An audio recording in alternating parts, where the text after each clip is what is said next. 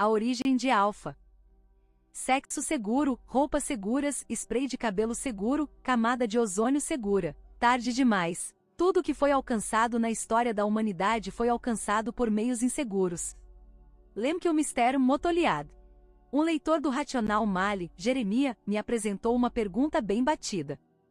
Minha pergunta é, Tomassi, você acha que traços alfa são geralmente aprendidos ou geneticamente herdados? Qual a porcentagem de homens modernos que entendem? E dos homens que entendem, quantos deles sempre entenderam, e quantos aprenderam a se adaptar? É difícil acreditar que ainda existam entendedores naturais quando o feminismo está sendo enfiado no ânus de todos os homens antes mesmo que seu primeiro dente nasça. Eu não acho que destilar a essência da presença do alfa em um homem seja tão subjetivo quanto a maioria das pessoas se sente compelida a qualificar, enumerar ou, de outra forma, tagarelar sobre de um modo tão pessoalmente identificável o quanto podem. Na minha opinião, o alfa é um estado mental, não demográfico. A manosfera irá debater infinitamente as qualificações do que é alfa, mas acho que, na maior parte, a influência de uma mentalidade alfa, quaisquer sejam os qualificadores, é mais ou menos concordável por todos.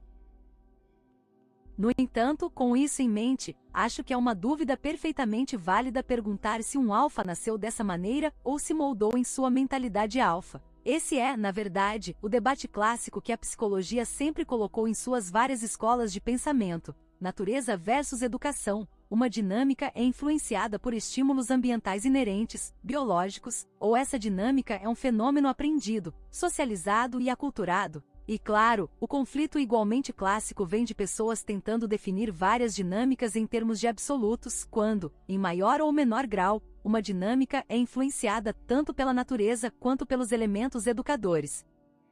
Embora a escola de psicologia Tomassi esteja firmemente implantada nos aspectos básicos do behaviorismo, também é importante levar em conta que as influências externas podem modificar com muita frequência as predileções inatas, até os instintos inatos de autoconservação. Então, com isso em mente, minha perspectiva sobre a origem do alfa é que a biologia determina o ponto de partida para o alfa. O que acontece a partir daí é modificado pelas condições ambientais de um homem. A energia alfa, por falta de um termo melhor, é em graus variados, parte do pacote inicial, biologicamente determinado. A partir daí, através do feedback social, pode ser refinado e desenvolvido por sua educação, aculturação e afirmação social, ou reprimido, restringido e mitigado pelo seu ambiente social.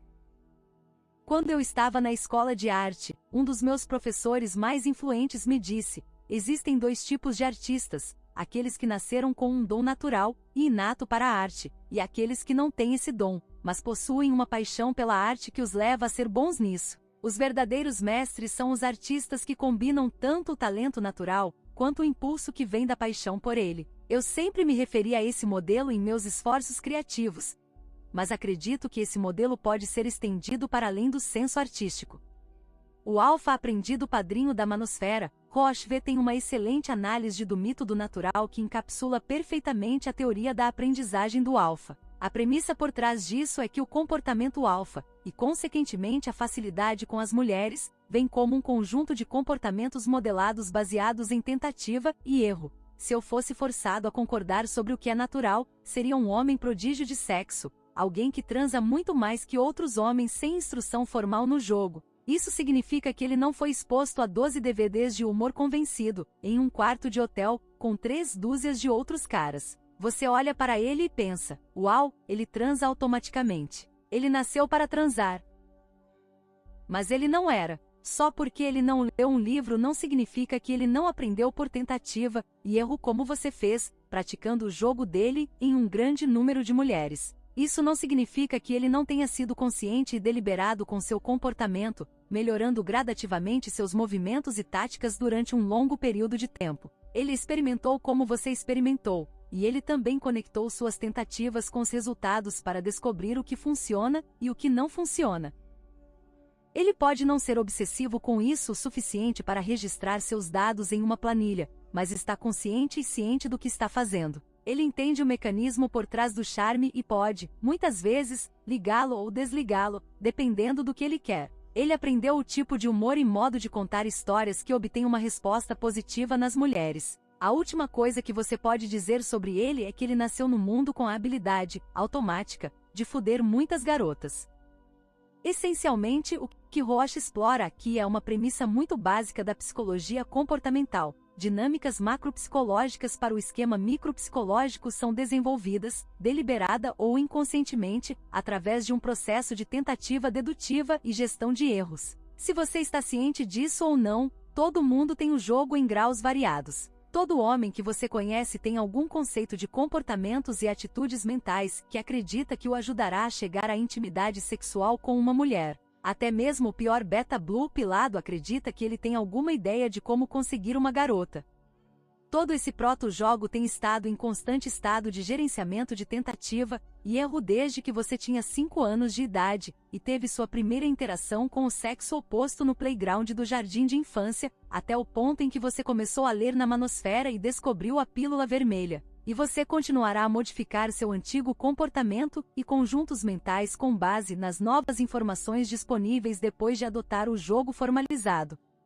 De fato, no seu sentido mais bruto, a comunidade de Pua, a manosfera, e todas as suas permutações são realmente um meta-esforço na modificação comportamental por meio de experimentação e feedback de informação. Para alguns, esse processo de aprendizagem é mais fácil do que para outros. Mais uma vez, Roach. A razão pela qual ele te surpreende não é por causa de sua genética, mas por causa de quão cedo ele começou. Um conjunto único de circunstâncias o jogou no jogo do sexo anos antes de você, quando ele teve a sorte de estar cercado de colegiais risonhas. Quando você fez sua primeira aproximação, ele já havia praticado seu jogo em centenas de mulheres. Embora eu concorde com isso do ponto de vista comportamental, é aqui que preciso deixar de aceitar inteiramente a teoria de Roach. Há muitos determinantes biológicos e ambientais envolvidos no desenvolvimento de um macho alfa para atribuir um status alfa baseado exclusivamente no comportamento aprendido. O fato simples e observável é que um macho geneticamente mais atraente e mais fisicamente estimulante terá mais oportunidades de experimentar e desenvolver suas proezas de jogo alfa do que um macho fisicamente menos impressionante. Em teoria, um homem com uma presença física mais vantajosa começará mais cedo em seu processo de avaliação dedutiva de comportamentos, já que seus esforços serão mais frequentemente encorajados pelas mulheres naturalmente atraídas por seu físico. Infelizmente, tudo isso pressupõe o desenvolvimento de um conjunto comportamental no vácuo. Há literalmente um mundo de condições ambientais e variáveis que predispõem um homem a desenvolver comportamentos de status alfa ou, mais frequentemente, o limitam a isso. Roach fala sobre isso. Neste ponto, você pode estar pensando, bem, tem que haver caras que nasceram com isso. Olha o Mozart. Ninguém questiona que as realizações de Mozart foram extraordinárias em comparação com as de seus contemporâneos. O que muitas vezes é esquecido, no entanto, é que seu desenvolvimento foi igualmente excepcional para o seu tempo. Sua tutela musical começou antes dos 4 anos de idade, e seu pai, também um habilidoso compositor, foi um famoso professor de música e escreveu um dos primeiros livros sobre instrução de violino. Como outros artistas de classe mundial, Mozart não nasceu um especialista, ele se tornou um. Não acho que esse exemplo exclua um talento natural e inato, mas ajuda a ilustrar o papel do meio ambiente em moldar uma pessoa limitando ou incentivando seu desenvolvimento comportamental e, por fim, sua personalidade. No exemplo de Mozart, vemos a história de sucesso, a história de um artista mestre, de um talento natural estimulado e desenvolvido em potencial por condições externas favoráveis. Mozart foi a tempestade perfeita de talento natural e um ambiente ideal para estimulá-lo, dando a ele a vantagem de um início precoce em seus esforços comportamentais de tentativa-erro. Meu leitor Jeremias lamenta. É difícil acreditar que ainda existam entendedores naturais quando o feminismo está sendo enfiado no ânus de todos os homens antes mesmo que seu primeiro dente nasça. E é claro que esse é um exemplo negativo de um ambiente, deliberadamente, avesso para nutrir uma mentalidade alfa. Não faltam exemplos, mas a feminização, a partir de uma perspectiva da psicologia comportamental, é nada menos que um esforço socializado na modificação comportamental deliberada dos impulsos e predisposições naturais dos homens para melhor se ajustar ao imperativo feminino. À medida que os homens se socializam em uma realidade abrangente, penetrante e centrada em fém, tendemos a ver os alfas naturais, como aberrantes porque de alguma forma, através de uma combinação de dom inato e desenvolvimento externo, esses homens se desenvolveram em um estado alfa, apesar do meta-ambiente nos encontramos.